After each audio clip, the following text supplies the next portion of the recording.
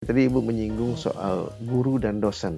Mhm. Ini gimana Bu nasib gaji guru dan dosen ini? Apakah mungkin bisa ditingkatkan lebih baik? Atau Mhm. bagaimana perhatian di DPR ini terhadap nasib guru dan dosen yang menggunakan akal dan pikirannya maksimal ya, tapi kalau lihat imbalannya masih jauh di bawah tenaga teknis atau terampil yang lainnya. Itu gimana menurut Ibu? Iya, seharusnya Ini gimana Bu? Pendidikan kita ini menurut Ibu tuh apa sesuai dengan sudah on the track kalau mengikuti Mas Menteri atau apa yang perlu diperbaiki untuk mencapai peradaban yang lebih baik untuk masyarakat kita? iya, jadi kalau kita Ya, baik, terima kasih. Tiba-tiba kita lanjutkan lagi nih. Saya tertarik kan Ibu kan Wakil Ketua Komisi 10 di mhm, bidang pendidikan, olahraga, kebudayaan pariwisata ya, iya betul, pariwisata ya. iya Nah, ini kan bidang yang istilahnya tentang apa istilahnya tuh pemberdayaan manusia ya, apa namanya istilahnya betul, bahasa iya kerennya apa? membangun peradaban lah kalau saya Peradaban, bilang, heeh, civilization lah ya, iya, civilization. Nah, ini kita coba fokus ke pendidikan Ibu. Ini gimana Bu? Pendidikan kita ini menurut Ibu tuh apa sesuai dengan sudah on the track kalau mengikuti Mas Menteri atau apa yang perlu diperbaiki untuk mencapai peradaban yang lebih baik untuk masyarakat kita? iya, jadi kalau kita bicara pendidikan memang harus punya visi yang jauh ke depan ya, Iya, dan juga harus bisa, melihat kan tantangan yang dihadapi oleh sumber daya manusia yang sedang sekarang kita asah kan melalui iya, proses pendidikan itu, iya, ke depannya seperti apa. Jadi memang harus punya tadi ya wawasan dan horizon yang luas. iya, Nah, menurut saya Mas Menteri iya, itu bagus ya karena dia iya, juga punya punya satu, pandangan yang iya, mungkin, eee, cukup, eee, menurut saya mencerminkan mungkin harapan ya, iya, harapan dari dunia terhadap sumber daya manusia di Indonesia. iya, Nah, tetapi tentu saja ketika kita menerjemahkan, misalnya, oh tantangannya nanti demikian, katakanlah kita perlu ada transformasi iya, digital di dunia pendidikan, iya, kemudian kita juga ingin membangun satu karakter baru ya, iya, yang akan diasah iya, kepada para pelajar iya, ataupun mahasiswa yang disebut pelajar Pancasila iya, itu seperti apa bedanya dengan sebelumnya, iya, gitu. Jadi sebetulnya, ada wawasan itu. mhm. Nah, namun kan tadi harus diterjemahkan ke dalam, perencanaan yang sifatnya tadi lebih jangka pendek dong, karena kan cuma 5 tahun aja. Iya Nah, jadi betul. ini susahnya gitu, bagaimana orang lain, bisa menerima, Iya, ide-ide untuk melakukan perubahan-perubahan yang relatif mendasar gitu. iya, Tidak mudah ya. Jadi tadi betul. perlu satu, keyakinan ya Iya, dalam bentuk berbagai, tentu saja tadi apa roadmap-nya gitu, yes, terus bagaimana anggarannya, iya, kemudian juga siapa yang harus berpartisipasi, kan semuanya harus mendukung. Tidak iya, mungkin, satu kementerian saja bekerja tidak didukung oleh kementerian lain, iya, kemudian juga mungkin top leader iya, tidak berkomitmen untuk memberikan anggarannya, iya, termasuk Kementerian Keuangan iya, misalnya. DPR juga iya, menyetujui. Nah, mmm, jadi, pendidikan kita itu sekarang sedang melakukan transformasi, mmm, tetapi banyak pihak yang mungkin belum betul-betul bisa menangkap, iya, bagaimana transformasi ini dijalankan dan apakah visible atau tidak, gitu. Jadi betul, banyak betul. tantangan lah, karena namanya kita melakukan transformasi, pasti ada juga pihak yang, merasa bahwa itu tidak mungkin terjadi, gitu Iya, ya, atau apatis iya, terhadap hal betul. itu. Kemudian meragukan bahwa itu bisa jalan karena tidak disupport oleh fasilitas, sarana prasarana, anggaran, ataupun sumber daya manusia yang cukup. Iya, Ya misalnya tadi transformasi digital kan yang penting bukan cuma hardware dalam bentuk perangkat komputer di iya, sekolah kan, iya, tapi juga humanware-nya, guru-gurunya gimana, orang tua muridnya apakah memiliki literasi digital, iya, dan kurikulumnya seperti apa, ya kan? iya, Jadi betul, semua betul. hal tuh harus berubah. Nah, ini yang mungkin kami harapkan gitu kan, Mas Menteri itu bisa intens memberikan, eee, apa ya, informasi kepada kita tentang apa yang sedang direncanakan, bukan hanya sekali di awal, sekali di akhir gitu ya, Iya, evaluasi. Tapi kalau ada ide-ide, eee, itu dikomunikasikan. Karena kalau orang lain, publik iya, tidak bisa menerima, informasi itu secara baik, mereka kemudian komplain atau mungkin bertanya, pasti iya, kami yang akan menjadi tempat di mana mereka mengadu. Nah, iya, jadi kalau di awal tuh banyak komunikasi yang baik, yang iya, intens, lebih mudah bagi kita untuk ikut serta mensupport atau mendukung gagasan-gagasan inovasi yang sedang beliau dorongkan. Itu sih. Maaf Jadi, Ibu, jadi begini Bu, mm-mm, maaf, ada banyak orang bertanya, mm-mm, ini ide Mas Menteri ini bagus, tapi untuk kota-kota besar, di mm-mm, mana teknologi sudah maju dan masyarakatnya sudah well educated dalam teknologi, itu lebih mudah melaksanakan program-program Mas Menteri. Katanya nih, saya mau tanya Ibu nih, apakah dirasakan Ibu ketahui bahwa di masyarakat terpencil, mm-mm. masyarakat yang jauh, susah komunikasi dengan WiFi teknologi itu mengalami kesulitan nggak melaksanakan program Mas Menteri?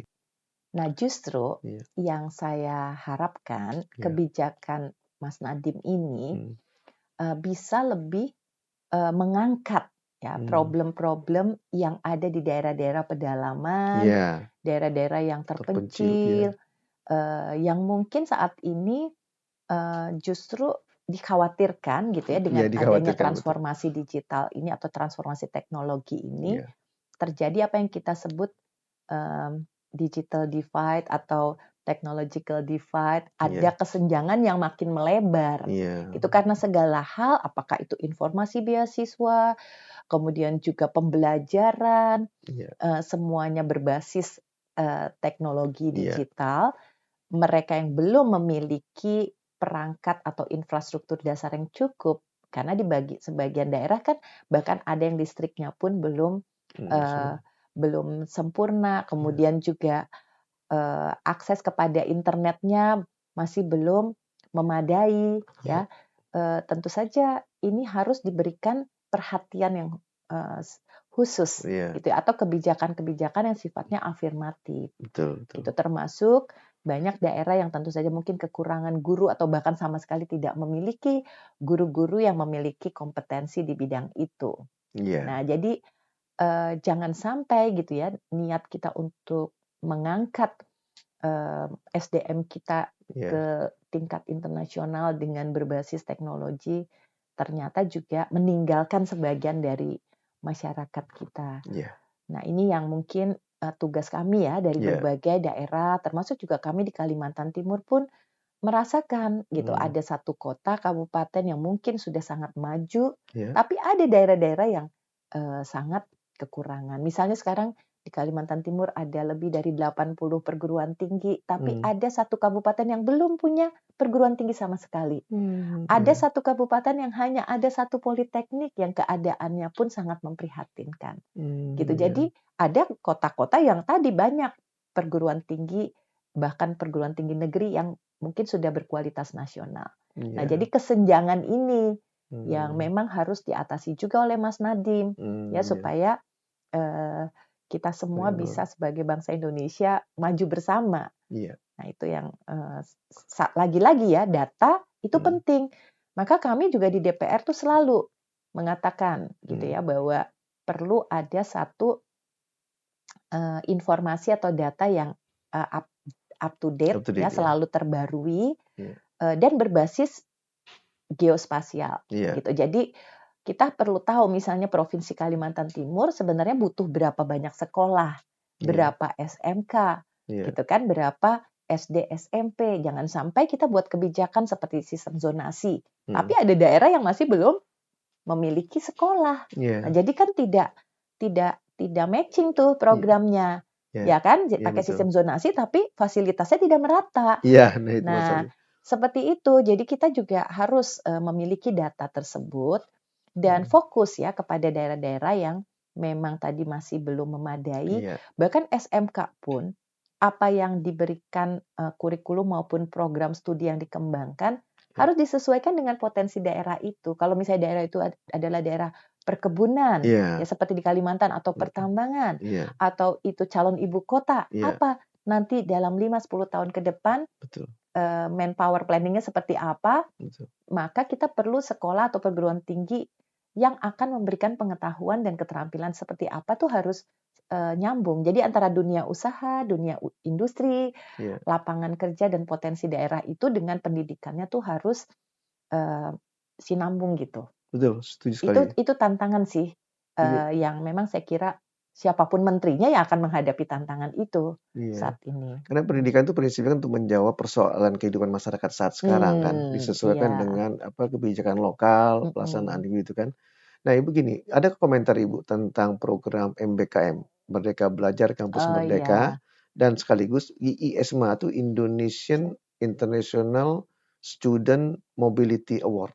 Ada komentar nggak tentang itu? Silakan Ibu. Iya, menurut saya itu program bagus Iya, karena sekarang mahasiswa itu diberikan fleksibilitas iya, ya untuk mengkombinasikan pengetahuan yang diinginkan iya, dan bahkan dikombinasikan dengan praktek kan, iya, dengan magang. iya, Dan itu sebenarnya memberikan kesempatan untuk kita menutup gap ya yang hmm, sekarang agak lebar nih karena banyak sekali lulusan-lulusan perguruan tinggi yang iya, ternyata masih menganggur.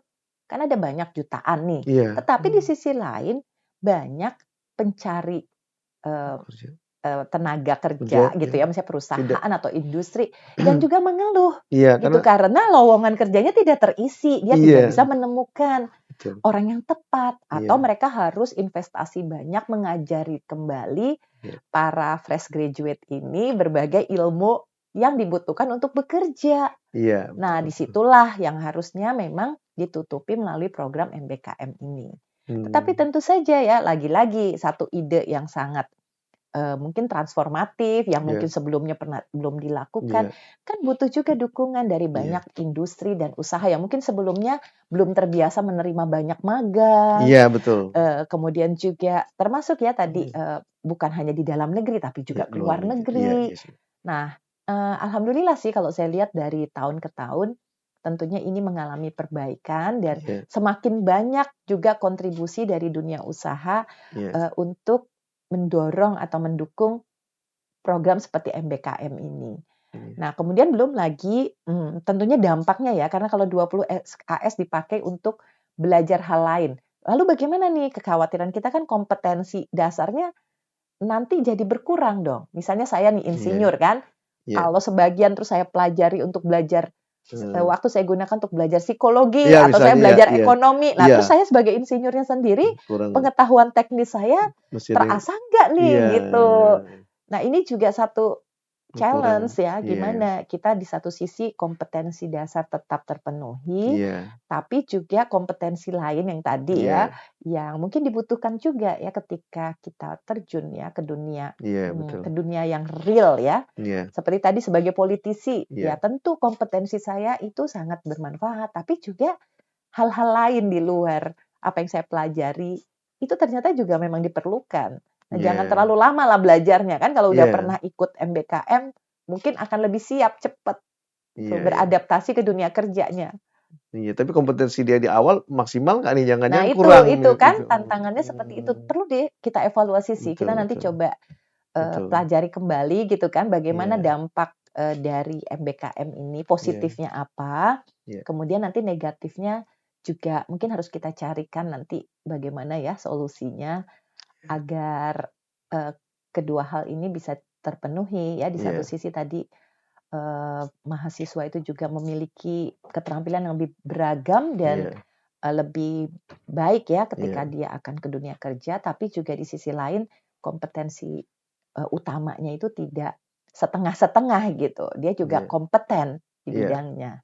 Oh, bagus sekali. Jadi memang apa namanya itu, program itu seperti itulah. Ini cuman gini, saya ingat program Nadiem ini berbilang bahwa Mas Menteri ini berprogram mungkin untuk jangka panjang, Iya, tapi dilakukan dalam waktu singkat 5 tahun. Nah, sebetulnya iya, siapa ya Bu yang bisa membuat roadmap kayak Repelita, rencana iya. tapi bukan pembangunan 5 tahun, tapi rencana pembangunan pendidikan 50 tahun ke depan atau 30 tahun ke depan sehingga menteri siapapun melaksanakan 5 tahun itu, nggak menyimpang banyak dari planning roadmap yang kita rencanakan 25 atau 50 tahun ke depan. Itu siapa Ya, yang sebetulnya semestinya? pertama Mhm. tentunya kan kita harus punya undang-undang. Iya, Sebenarnya undang-undang. kita udah punya kan Baik, Undang-Undang sudah Sistem Pendidikan Nasional. sudah.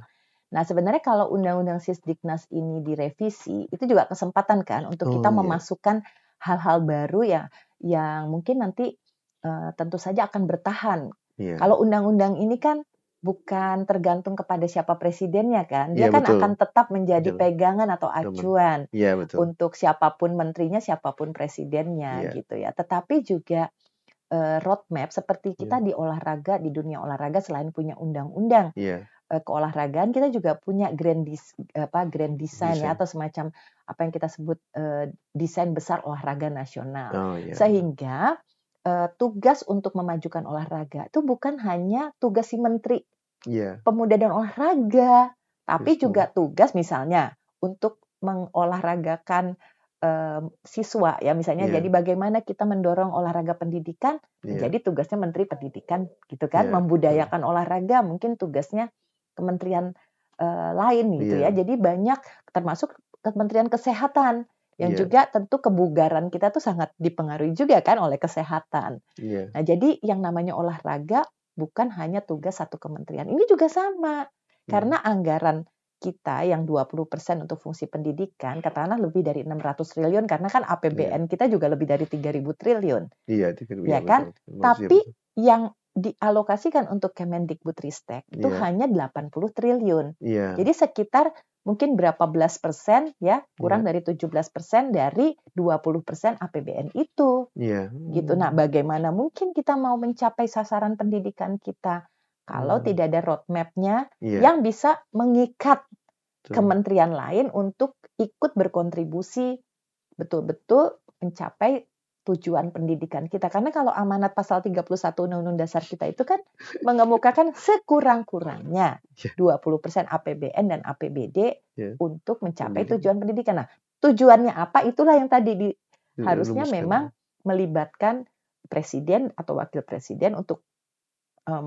membuat ya satu roadmap Iya, atau rencana rencana. pendidikan kita. Iya, Bahkan seharusnya rencana pendidikan kita dikaitkan dengan rencana ketenagakerjaan tadi, yang berkaitan soalnya. manpower Iya, iya, planning-nya iya, itu kan. betul, betul. Misalnya ya kalau Malaysia atau negara lain tuh biasanya begitu ya. Misalnya Iya, mereka ingin nih nanti mau menjadi pusat dari eh, pariwisata misalnya. iya misalnya pariwisata Heeh, atau misalnya kebijakan terkait sesuatu ya misalnya iya, antariksa kita antus iya, pengen maju di dunia itu. iya, Nah nanti kan pendidik. terpengaruh kan Iya, pendidikannya mau betul. fokus di mana. Kalau kita mau Iya, jadi pusat pariwisata, mungkin sekolah-sekolah tinggi pariwisata harus kita diperbanyak di banyak. semua daerah Betul. Iya, seperti betul. itu. Iya, Nah, nah ini yang mungkin memang kita belum memiliki yang solid ya. iya, Bahkan Undang-Undang Sisdiknas pun sementara ini belum disetujui oleh DPR karena dianggap masih tadi belum bisa, masih perlu banyak perbaikan draftnya gitu ya untuk iya, bisa diterima sebagai revisi undang-undang ke depan karena ada kemungkinan undang-undang lain pun iya. harus direvisi juga. Iya, Kita bicara undang-undang sistem pendidikan iya, itu terpengaruh juga atau mempengaruhi juga undang-undang tentang guru dan dosen, iya, iya, undang-undang tentang pendidikan tinggi, iya, mungkin juga masalah PAUD yang belum diatur harus iya, diatur iya, betul. gitu.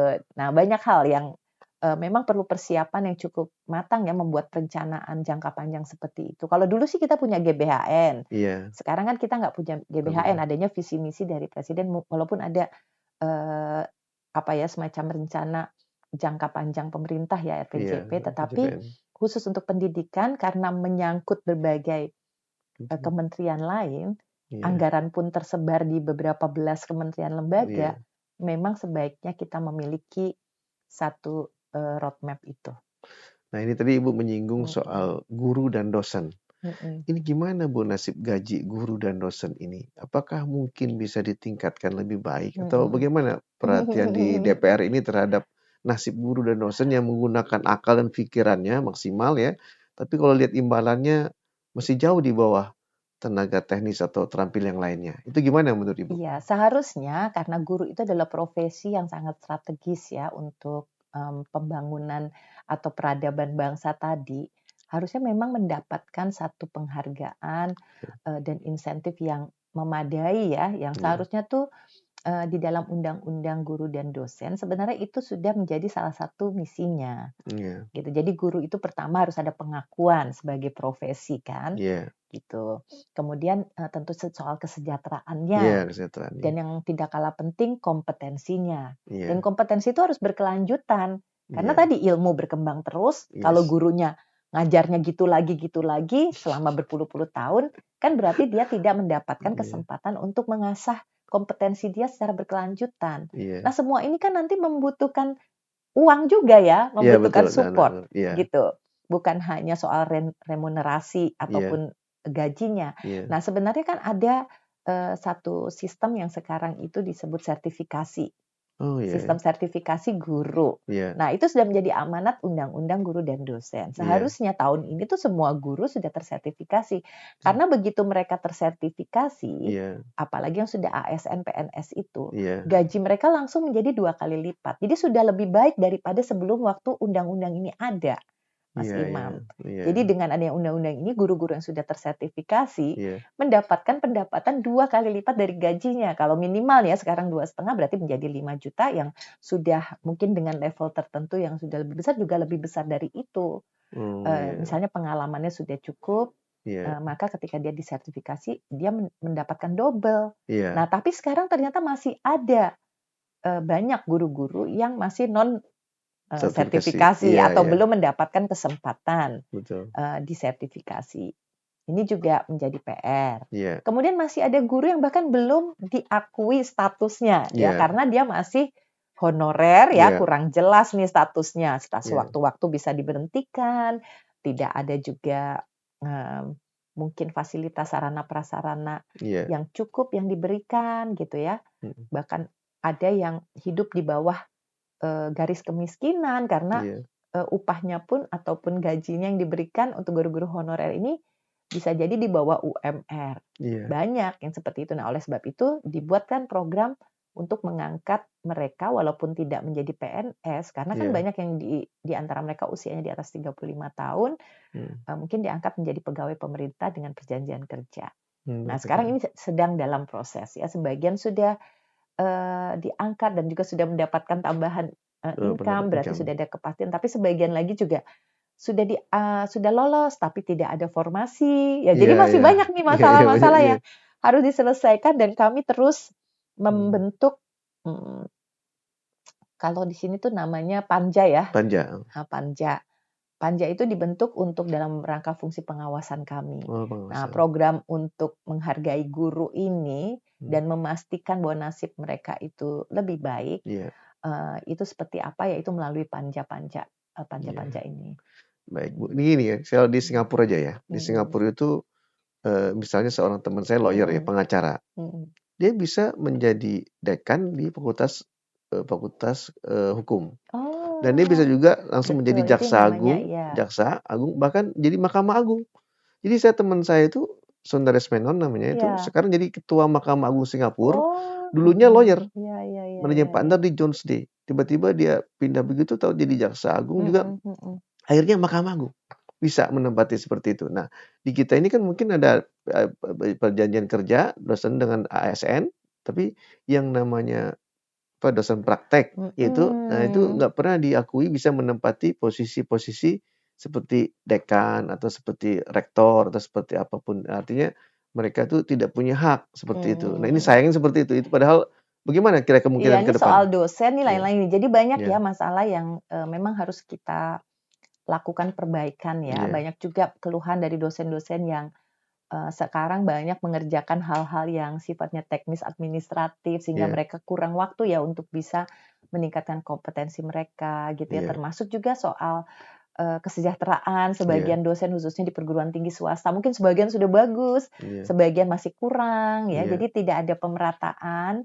mhm, Kemudian juga, tadi ya mhm, kesempatan-kesempatan baik untuk melanjutkan studi iya, gitu. Kita inginkan kalau dosen tuh otomatis dong harus S3 ya kan. iya, Terus juga nanti ketika mereka sudah S3, kesempatan mereka untuk menjadi guru besar juga seperti apa. Sepertinya iya, sekarang karena guru besar ada semacam tambahan insentif, mhm, membuat kita juga selalu mempersoalkan gitu, kalau nanti terlalu banyak, mungkin nanti anggaran yang dialokasikan harus banyak. iya, Termasuk juga untuk guru-guru yang harus diangkat ataupun diberikan, tadi sertifikasi dan sebagainya, iya, itu semua berkonsekuensi kepada alokasi anggaran yang cukup besar.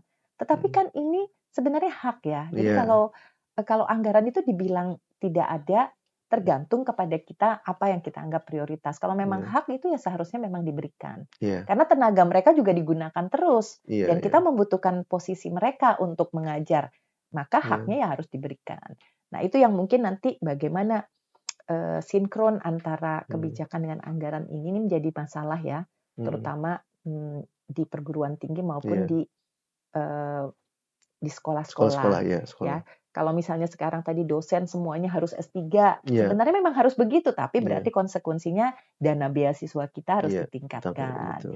gitu. Terus juga apalagi ya kalau mau ke luar negeri, sebenarnya kita sekarang Iya. juga ada LPDP, Iya, tetapi kedepannya. masih tentunya tidak bisa menjangkau Iya. seluruh Iya. dosen yang seharusnya tuh memang wajib untuk ditingkatkan kompetensinya. Betul, Gitu. betul. Belum lagi tadi kesempatan-kesempatan untuk memasuki berbagai posisi-posisi publik. Iya. Karena mereka kan memiliki kompetensi sebenarnya, jadi Iya. sebetulnya harus diberi ruang. Betul. Gitu. Sebetulnya itu masih dimungkinkan ya untuk Hmm. mengisi berbagai posisi-posisi seperti sekarang juga tentunya komisi-komisi Iya. itu masih dimungkinkan ya lembaga-lembaga Iya. negara tertentu Hmm. diisi oleh dosen, termasuk juga posisi-posisi di kementerian. Iya. Sebetulnya bagus juga kan kalau Iya. mereka yang sudah berpengalaman di perguruan tinggi Iya. kemudian menjadi dirjen Iya. atau menjadi sekjen Luar ataupun biasa. posisi-posisi lainnya yang tentunya membutuhkan pengalaman juga Iya, betul. tentang bidangnya. Satu lagi sebenarnya hal kecil ini, soal Mhm. umur. Rektor itu maksimal umur 60 tahun, tapi Iya. guru besar itu bisa 70 tahun. Padahal kenapa mereka nggak boleh jadi rektor ya? Padahal bisa mengakui bahwa mereka tuh boleh mengajar sampai 70 tahun. Padahal apa namanya, kenapa nggak diberi kesempatan yang sama? Rektor tuh nggak mesti 60 misalnya, boleh rektor tuh 65 atau setidak-tidaknya berapa tahun. Jadi apa namanya, sayang kalau perguruan tinggi itu punya rektor-rektor yang baik ya misalnya, tapi Mhm. harus terpaksa tidak jadi rektor lagi karena umurnya sudah 60 tahun lebih gitu. Ya, jadi kalau soal umur ya, Ya. memang itu semacam apa ya, ada judgement kalau kita membuat suatu aturan gitu Iya. ya. Ya, apa usia produktif untuk Iya. yang bisa diberikan ya Iya. untuk posisi tertentu gitu Iya. kan. Seperti kita juga sekarang mau jadi presiden, mungkin ada batasan. Iya, Kenapa ya betul. harus dibatasi umurnya minimal atau maksimal gitu Iya. kan? Semua orang sebetulnya memiliki hak Iya. untuk bisa mengisi suatu posisi selama dia masih produktif Iya. gitu. Nah, Betul. tetapi bahkan dalam dunia kerja pun Iya. gitu, satu undang-undang Iya. misalnya usia berapa seorang anak sudah boleh atau remaja boleh bekerja. Iya. Misalnya sekarang lulusan SMK kan pengennya langsung kerja dong. Iya. Tetapi ada aturan di Iya. suatu sektor, misalnya Iya. sektor pertambangan gitu, Iya. membatasi misalnya usianya harus di atas 21 baru boleh Iya. bekerja. Nah, Iya. anak-anak ini padahal sebenarnya siap dia bekerja mengisi. Iya. Kok bisa ya beda gitu Iya. kan? Jadi sebenarnya itu bisa diperdebatkan sih. Kenapa kok Mmm. 18 tahun?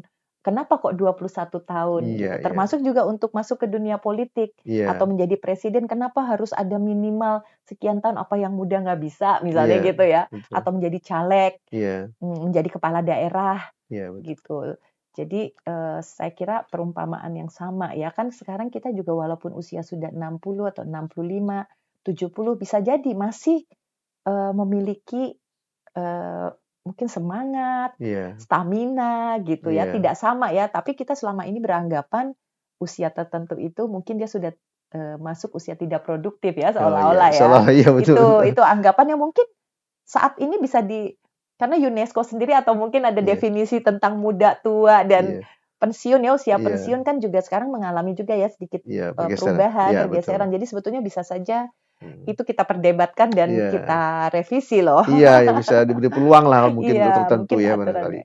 Tapi Baik. di sisi lain ini loh Imam, kan Iya. kita juga ingin ada semacam regenerasi. Iya, betul. Nah, itu juga jadi Perlu. ada eee, Iya, iya. di satu sisi gitu ya, kita ingin tetap Betul. menghargai senioritas yang Iya. masih mau berkontribusi. Iya. Di sisi lain kita juga ingin ada kesempatan bagi yang lebih Regenerasi. muda untuk Setuju. mengisi. Nah, Sangat itu setuju. kedua hal ini harus kita seimbangkan.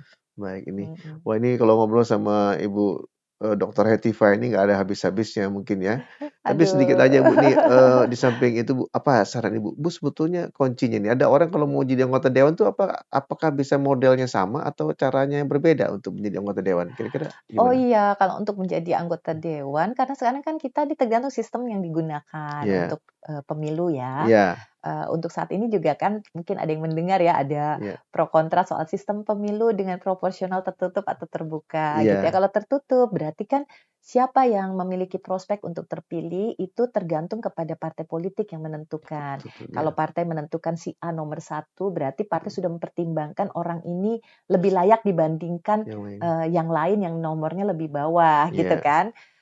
Jadi kita pun memilih bisa partai tertutup atau partai dan orang, tetapi tetap nomor urut tertutup. itu, tetap penting kan Iya, gitu menjadi sementara kalau iya, proporsional terbuka, iya, itu kita mau nomor berapapun, iya, kalau masyarakat memberikan suaranya kepada kita, iya, bisa saja yang nomor satu itu tidak terpilih, tetapi, yang mendapatkan suara terbanyak itu yang akan duduk di, mhm, legislatif. iya, Nah, jadi kalau kita sekarang menggunakan sistem proporsional terbuka seperti saat ini, iya, kuncinya adalah bagaimana kita meraih simpati masyarakat kan iya, untuk mau menitipkan suaranya atau memberikan amanah iya, kepada kita. iya, Nah, di sini persoalan yang mungkin menjadi tantangan terbesar bagi anggota DPR, baik itu di tingkat kota kabupaten maupun mhm, juga provinsi dan juga di pusat, iya, gitu. Bagaimana kita bisa meyakinkan orang banyak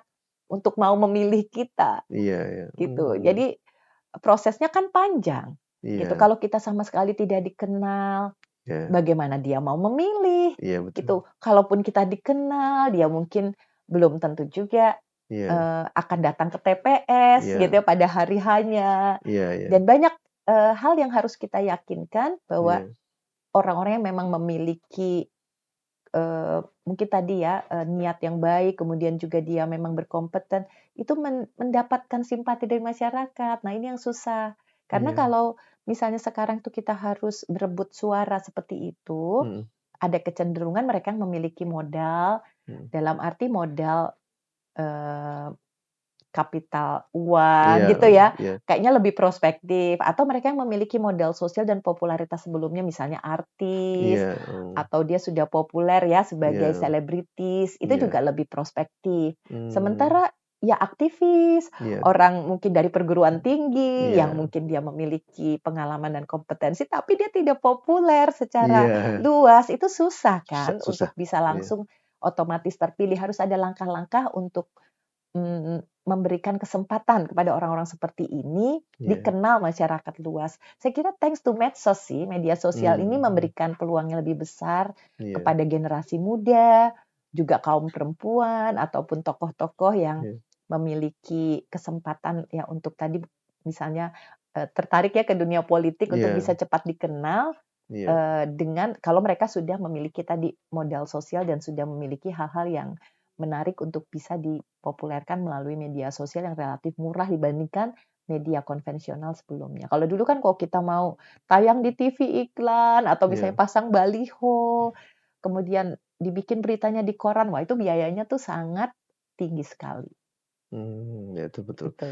Jadi Ibu kalau seorang idealis ya, seorang yang punya Mhm. cita-cita besar itu masuk partai politik nggak ada salahnya kan? Artinya nggak Justru menuntut malah harus. harus ya? Iya, kami, kalau di Golkar ya, Iya, kebetulan saya juga dengan teman-teman menginisiasi namanya Golkar Institute, gitu. mmm, Jadi memberikan, satu, eee, pendidikan pendidikan, politik kepada kaum iya. muda, gitu. Ada namanya program Executive Education for Young Political Leaders. Sengaja gitu Oh, kan, diberikan kesempatan, karena kadang-kadang kaum muda yang mhm, sudah memiliki profesi di berbagai bidang, iya, mereka tertarik mau ke politik, tapi mereka nggak tahu. bingung mulainya dari mana. Iya, nggak Nah, tahu jadi, caranya. dengan mengikuti program ini mereka jadi lebih terbuka, Iya, kesempatan maupun juga wawasan dia tentang apa itu politik, dan mmm, mengapa orang-orang seperti kalian dibutuhkan di dunia politik, gitu. Kalau tidak, maka hanya mediocre aja, karena sekarang iya, kan, mereka yang PNS tidak mhm, boleh berpolitik. iya, Jadi dosen-dosen kalau mau berpolitik yang PNS bisa, harus keluar dong betul. PNS-nya, sayang Iya, kan gitu. betul, iya, Jadi orang-orang yang mungkin kebanyakan background-nya tertentu saja, misalnya pengusaha, akhirnya, iya, itu juga tidak mencerminkan representasi, gitu. iya, Sebaiknya dari berbagai, iya, kalangan, iya, gitu, baik tadi dari sisi usia, maupun nah itu bisa direpresentasikan di iya, politik. Jadi baik, sayang kan kalau iya, ada kelompok tertentu gitu yang iya, memiliki satu kepedulian dan harapan yang kuat, tapi mereka tidak punya perwakilannya di situ. Misalnya dari Iya, kalangan pendidikan atau dari kalangan, ya kan? iya, Sebetulnya harusnya bisa dong gitu aktivis-aktivis dari dewan pendidikan ataupun dunia pendidikan ataupun, stakeholder lain tuh iya, harusnya bisa tuh masuk ke berpeluang ya. politik supaya dia bisa memperjuangkan pendidikan, Iya, jadi perlu tuh. ada saat belajar lah, perlu proses untuk belajar sedikit bisa terjun ke politik ya, sebelum berpolitik begitu ya, Iya, sebaiknya udah memiliki pengalaman dan pengalaman. tadi kan Iya, hasrat asal melakukan perubahan di dunia iya, tersebut. Jadi saya kira tidak masalah ya orang yang punya latar belakang artis iya, masuk ke DPR karena dia juga ingin memperbaiki, iklim misalnya terkait budaya iya, gitu ya, terus iya kemudian benar. masalah seni, Iya, masalah yang terkait dengan, mungkin hal-hal lain ya yang iya mungkin betul. ekonomi kreatif, kan Iya, itu bidang mereka. betul. Gitu, mereka ingin memperjuangkan itu. Jadi setiap profesi itu sebenarnya juga pasti punya kita juga butuh orang-orang yang berprofesi dokter untuk ikut, memperjuangkan kesehatan, Kesehatan orang ya. psikolog gitu ya, untuk membangun, bangsa yang lebih, sehat secara fisik maupun mentalnya. Kita Betul. butuh berbagai profesi masuk di politik. Luar biasa. Terima kasih Iya, banyak nih Ibu Dr. Hetiva, insinyur dan magister public policy. Pas banget lah kalau dari segi aduh. pendidikan, latar belakang dan juga pengalaman itu sangat mendukung menjadi seorang anggota dewan yang mumpuni, yang punya apa namanya idealisme, tetap bisa berkiprah di Dewan Perwakilan Rakyat. Semoga kita banyak menemukan wanita-wanita seperti ini yang lebih kreatif dan aktif serta berpikiran positif untuk kemajuan bangsa dan negara ini. Sekarang baru 20% ya Bu ya? 20% 20%. Berarti ada perempuannya. kesempatan lagi Harus 30. ditambah Nah, ya. tambah dikit.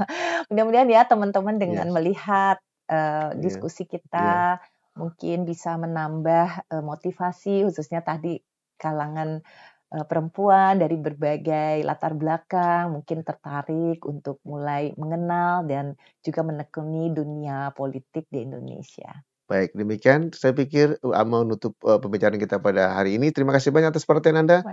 Sampai jumpa lagi. Makasih. Salam Imam Manto Insight. Terima kasih.